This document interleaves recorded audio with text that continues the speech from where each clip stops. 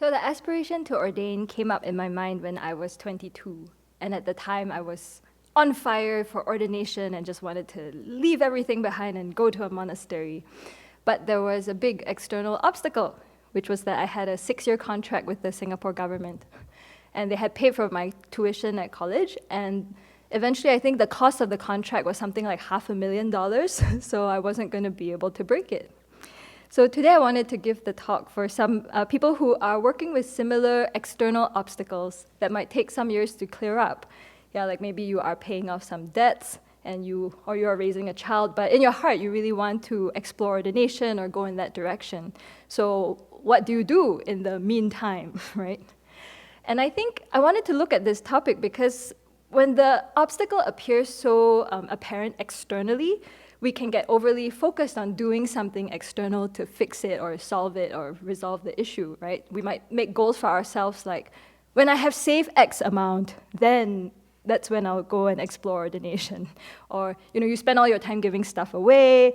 Or I think someone who came here to train came with a full red wardrobe already prepared, who did not stay and ordain. So those are things that don't actually help us prepare for ordination. And a piece of advice I received from one of the people I talked to along the way was a woman who had waited a long time to ordain in the Sri Lankan tradition. So she was a 10-precept nun. And she told me that, I think her family was against it. And so she was just waiting for the right time or something like that for the conditions to come together. And she told me, even though I could not shave outside, I shaved in my heart. So that was something I thought about a lot during those 6 years. What does it mean to shave in your heart? So I would say what really helped me at the time, and because I did not grow up Buddhist, so I was still learning about the Buddhist worldview, and what really helped me was just trying to keep the 5 precepts. That really was the foundation of my day-to-day practice. I had this aspiration to ordain, and I saw that the foundation of it is keeping good ethical conduct. And so just even trying to put the 5 precepts into practice as I moved out of school life into work life was a huge challenge because it was so against the whole way I had been conditioned. And it started to give me a clue about afflictions I needed to work with. So, not killing, right? My family likes to go to fish for prawns. I guess it's called prawning on the weekends, where you sit somewhere and you catch these prawns and you can bring them home. And suddenly I was like, oh, I can't do that anymore. And you know what? I don't want to do that. It's very cruel. You split these clams open and use them as the bait, and there's blood everywhere. I'm like, wait, why are we doing this as a family? But to step back from that, I could see all my attachment come up, right? Like, oh, this is the family activity. I'm not going to do it anymore.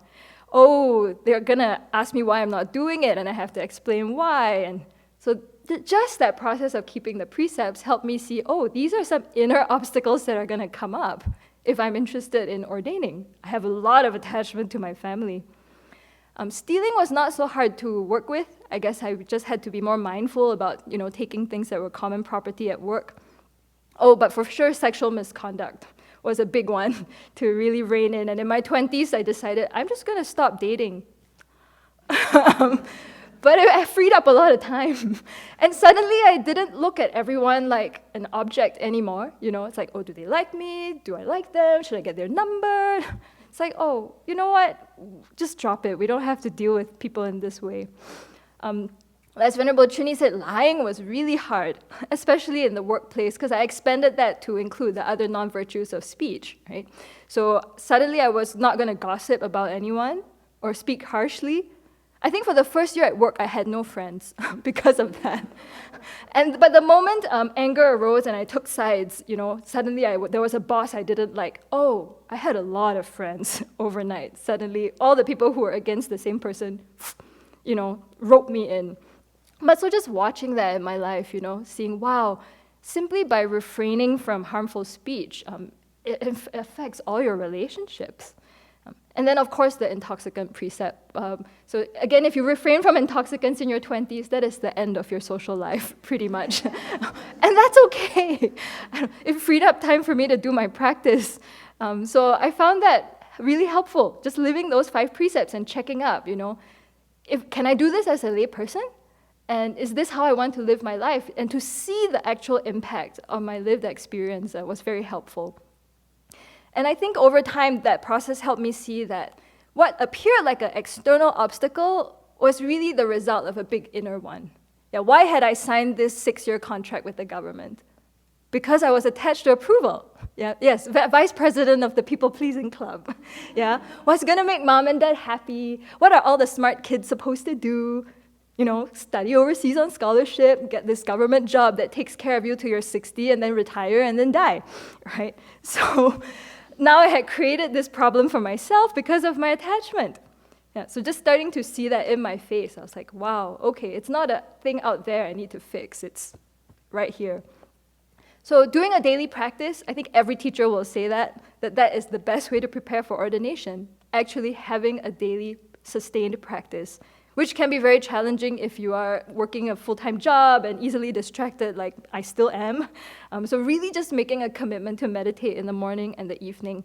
At first it was for sure a shooting kind of thing, like, oh, you're supposed to be a good Buddhist, you should be doing this. But over time I found too, it helped me to just get to know my mind and to get to know my greatest afflictions really well. And I really wish I had put more time and effort into that, or mindfulness into that.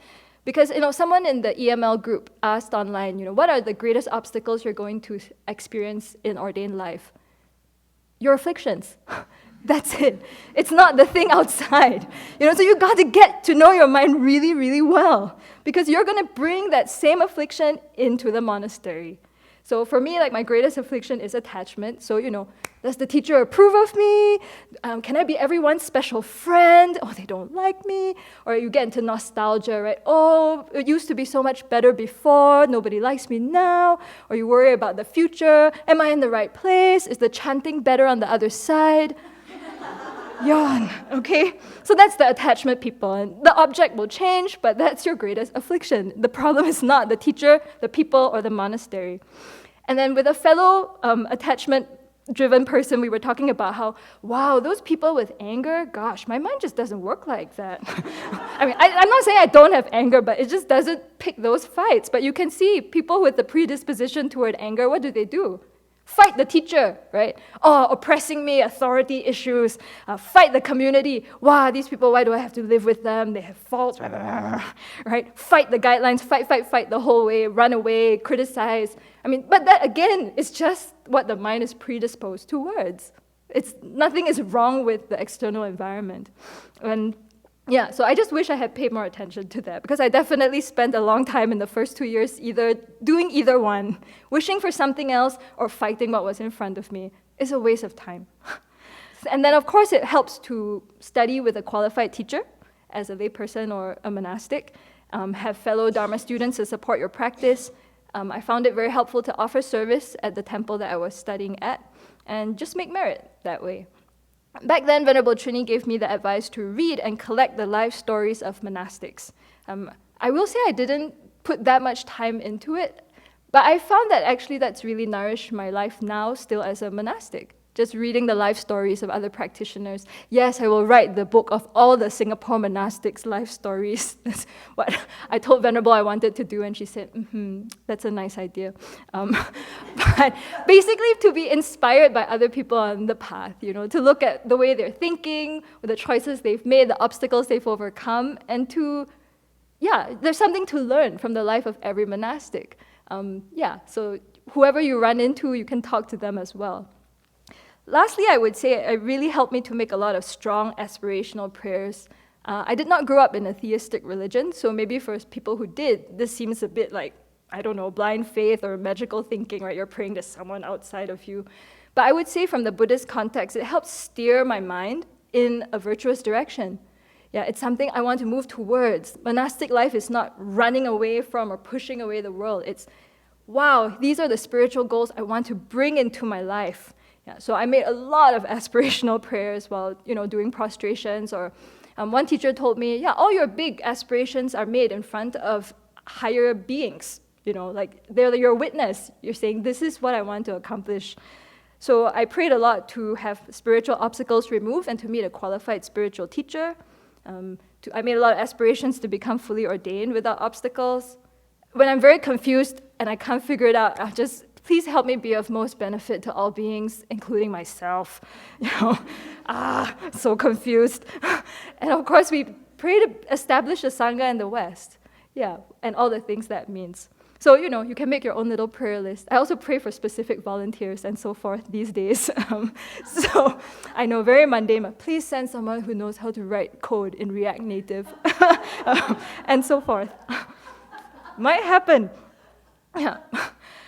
Yeah, but the most important thing, I think, is to cultivate contentment. Yeah, even though you set up, the setup looks like, oh, there's this external thing, I can't get to my goal. But I think just having the aspiration to ordain was just so beneficial for my lay life.